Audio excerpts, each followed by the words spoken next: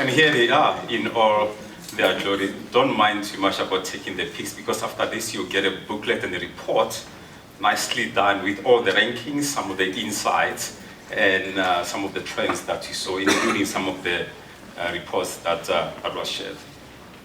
So just a closer look, as I said, in terms of some of the key things that has come out of this. And you'll see some of these are not unique to what has been shared from a dual perspective, which again just proves how in one world that we live in, even if sometimes we forget the simple basics. Charles mentioned it earlier on. I said, on the negative side, there has been a drop in the total brand value in South Africa, which has not been surprising. I think 99.9% of us in this room knows about the torrent financial situation we've been living in, and we continue to live in. It's a bit of cold comfort that we are not immune to that. I think when we did the ranking in Australia, it went down by 5%, and it was also because of the contractions that were happening in 2018 and 2019. And we'll be releasing the UK one, and who knows how this set and black comedy called Brexit is going to be unfolding. So, but what is good though is if you take account of the difference in GDP, we actually find that the value that we are as most valuable, I mean the value that we are having, we compete with some of the leading markets. Like as you can see, we are like the UK, Spain, which is on the line, and Germany, and even being better than some of the leading West European markets like France and Italy. And on the right, it just also gives you the context of the size, which also Charles was alluding to it, to say sometimes it sobers you up a bit if you see in terms of the global context how big or small we are. But the good thing to take out of this is we normally, as we normally do as South Africans, punch way above our weight. But also a bit of also context as well, that our value of the top 30 most valuable brands is the same as one. A bit sobering. But even more sobering is a reminder about the value of Amazon, a staggering 315 billion USD. Amazing. Looking a bit closer again to home, you can see that the category is quite diverse. And I think Graham was mentioning in terms of where we are backing the trend globally is on beer and retail, where it's a significant portion in terms of what makes the different categories of the total BrandZ. But you cannot ignore the impact of financial services. And as you can see, I mean, banks and insurance are the leading ones. And this has even been made even more by the entry now in the second year running by including life insurance, and new entries in there has included Sanlam and Liberty. That point that actually we have about 44% of the value just on financial services. And we are not unique. I mean, well, we over-index across the world, only except with Australia and India, where the impact of those financial services over-indexes more than any other place in the world. I'm just going to show you some of the key things. And the good thing about being in insight and marketing is we are as experts as much as we are consumers. So what I'll be sharing with you won't be coming as a surprise at all. By intuition, it will make sense. The good thing is we've got empirical evidence to back it up. I think it's the third time you see this slide. And why this is so important, we know everybody in this room, the conversations are always happening with the big counters in our companies about the value of brands. And unfortunately, we do not help ourselves. Because instead of coming with empirical evidence, most of the time we come with marketing concept to try to divert their attention. And things are always going to be like that. It won't change in terms of us having to be more accountable and coming with facts about the contribution that brands do in terms of what the impact that they have on the business. So as Charles says, if there's anything that you take out of this day, it's just this one slide. I won't be as passionate and hopping on it as much as he did. Top brands are holding their value. If you two are the two indices, which was quite interesting doing this at the JSE yesterday, to see it has been quite a tough time economically when the evaluations was done. But during that time, as much as we dropped about 13%, it was even better than the exchange rate drop and the value on the JSE. So again, proving a point that in a good market, brand value increases it, but in a situation that we are in, it at least insulates you. And also, Graham was talking about VUCA. He was talking about it in relation to brands, but if just generally from a macroeconomic perspective in this country epitomizes VUCA at its worst. It's like VUCA on steroids. Ironically as well, VUCA in Zulu means wake up. Yeah, and we all need some waking up. But there has been some other good news as well. There have been some 3 brands actually that gained some value. What I like about this is they are diverse. It's the diversity, I mean, from DSTV, Capitec, and Nando's, showing you that in terms of what you can do, it's not which category that you are in, it's what you are doing in it. Difference, again, something that we've been saying much more. And this just makes sense in terms of why difference would be so important. Especially in some categories where innovation, you are doing innovation not to get ahead, but just to be playing in there. Like FMCG, we know so much about the product parity. Difference makes a huge difference. And we have seen, I mean, we've seen about in meaningful and different and salient. Those are 3 variables that are quite important in terms of brand equity. But you can see as much as, if you look at the colorful bar, those are the brands that are growing or are stable, or there's been some small decline, as compared to the gray one, which shows the decline, which are declining the most. And you can see, in terms of difference, it insulates you more than all the other variables. So difference is extremely quite important. How ironic is it that if you look at where we are featuring in difference, we are so way below, but you saw in Graham's presentation that this country is associated with things like uniqueness, dynamism, but we are not living up to that. So it's like us as brand builders, we're a bit far much more scared than the reality of how people are expecting from us. What is the good news about this slide, if I may ask? We beat the Aussies. Okay, it's called for the point that we are second at the bottom is besides the point. We are still beating Australia in terms of difference. At this time, we have to get any positive things as much as we can, and we are going to milk it. But still, this is quite it's a challenge to all of us in marketing and any insight to say the market is ready for us to be different. Why aren't we leveraging that? Is it fear, is it ego, or the same? Sometimes you can't tell the difference. And there are many ways you can differentiate yourself against encouraging that it's not about the category, but it's exactly about what you do within the category.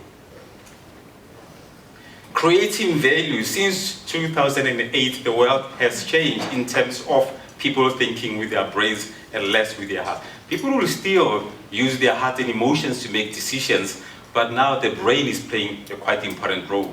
And even if the economy had to change, like pre-2008, the problem about knowing things is you cannot unknow it.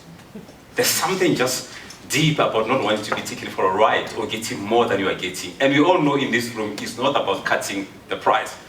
Runway ends.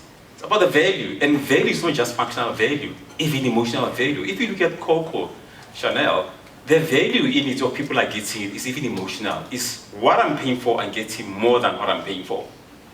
So it's still quite important. And there are different ways to get value, but innovation is critical. It's been amazing. There comes Nando's again. It's been amazing how different brands, which are having far much more value, have shown that through innovation, what they've done. Nando's have done it in terms of communication. The interesting one is F&B. Sometimes we forget. F&B, when they launch their proposition, how can we help you? In marketing, all of us was, my goodness gracious, how elementary.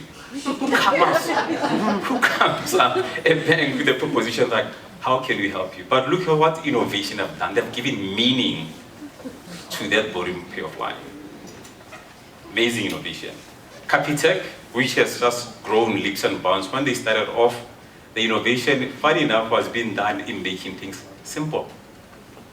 And they own a simple thing like making everything simple and simplicity. I started off by saying there's always a trade-off in life. But that's the roles of brand, is to make the to close the trade-offs. You see, there's always a trade-off in life because some things you don't have control over, but you've got control on brands. And consumers are wanting end, not all. It should be as rational as it's emotional. Advertising should be as informative and functional as it should be creative. And that's the role of our brands, is sorting out all those issues.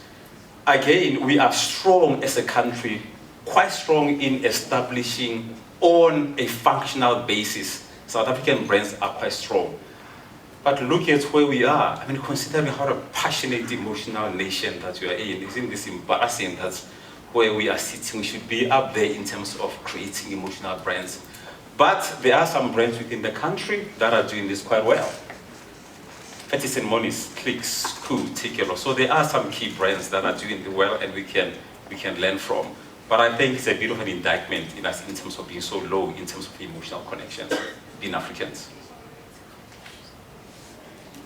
Communication. Simple. Communication is like, the old adage about if you have something and you do not talk about it, it's like winking in the dark. And that's all communication does. It's like just making sure that whatever you are having, it amplifies it. But a warning though, in this era of cynicism from consumers with marketing, with respect to all the pigs in the world, the old thing that you put the lipstick on the pig, you still a pig. So communication can amplify things, but might not sort out your basic fundamental issues with your brand, with all the other piece. And actually sometimes, if there's no big improvement in terms of your basic delivery, rather not over-communicate because you raise expectations. And if there's something that really ticks off consumers is, look at me, I'm new. And when they come in, they find you are still the same old you. As he says, the benefit of advertising is more about amplifying. Going back to, and God knows how much we need something to laugh about in this country.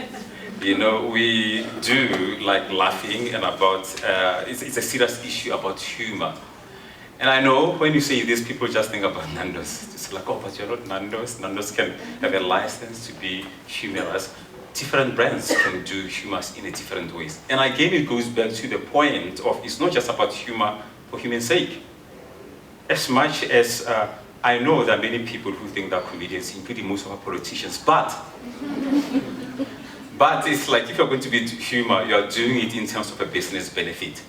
We did a study in terms of communication, and we found that we are over-indexing at a country on key measures, like funny, humor again coming through, that we over-index on the global average on that. Providing new information is something I haven't seen before, and offering tips. The whole point of this goes back to no trade-off. It's not humor or community or functional benefits. It's doing them both. And if we are honest, there are only about 2 categories that we have the budgets now to be doing things that are more on an emotional aspect and then functional, like financial services and telcos. But many of the categories do not have that luxury. You've got to do this at the same time. So every piece of your communication must be able to be doing this against losing the trade-off. And here they are, some of the key insights. Strong brands are resilient. Did I say that enough, Charles? Thank you kindly. And then the difference does make the difference. Value is and will continue being the new black. Building meaning beyond the rationale. Communicates, but just make sure you've got something good to communicate about. Okay. As we said, there were special awards that we're going to announce now. What we did a simple framework at Kantar in terms of using some variables that can make sure that you end up, if you do any of this, you end up at least improving your meaningful difference. Of course, the first prize will be amazing in all of them. That's always the first prize. And that's actually, when you get the awards we'll be sharing, the healthiest brands normally, they might not be dominant in all of them, but they are quite strong, ranking quite strong in each of the variables. So it's brand purpose, innovation, communication, brand experience, love. And yes, I said if you do well enough, you might be the healthiest brand. So we've shared some of, and we've handed off these awards to some of those who have won in Johannesburg. Just to make a point that what is amazing about this is some of these special awards might not even go to people who are in the top 30. Which just goes to show that there are ways that you can do to get you to there, and we'll be more than happy to show you how you can do that. And in terms of the special award for brand purpose, it goes to Kapitec.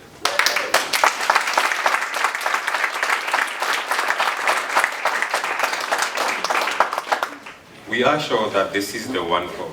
You can check. Thank you. Thank you. Well done. Yes.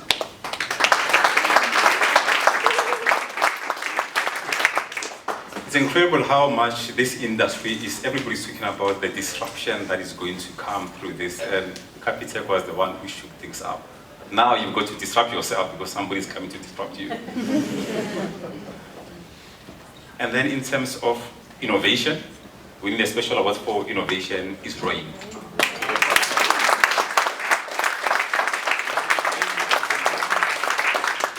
So we do not have a RAIN representative. Oh, we did give it up in Ujoda. I was just waiting for that moment where we said, like in the Oscars, that although we'll make sure we'll put it. And then for communication, this might come as a surprise to some. I wonder who.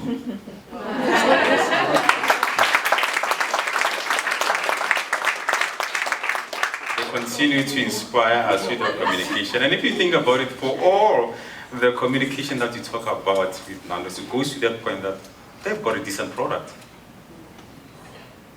In terms of the brand experience, which is always a reminder that the name brand is actually doing well. It's as much as about what you say about yourself as much as what you do. And then on that experience, take it out.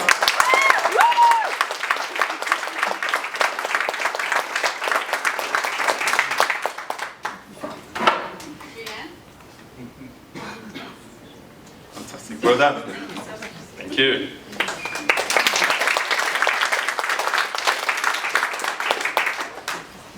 And we all need some love. We can do with some love, and the one that get a special award, which is not even in the top 30.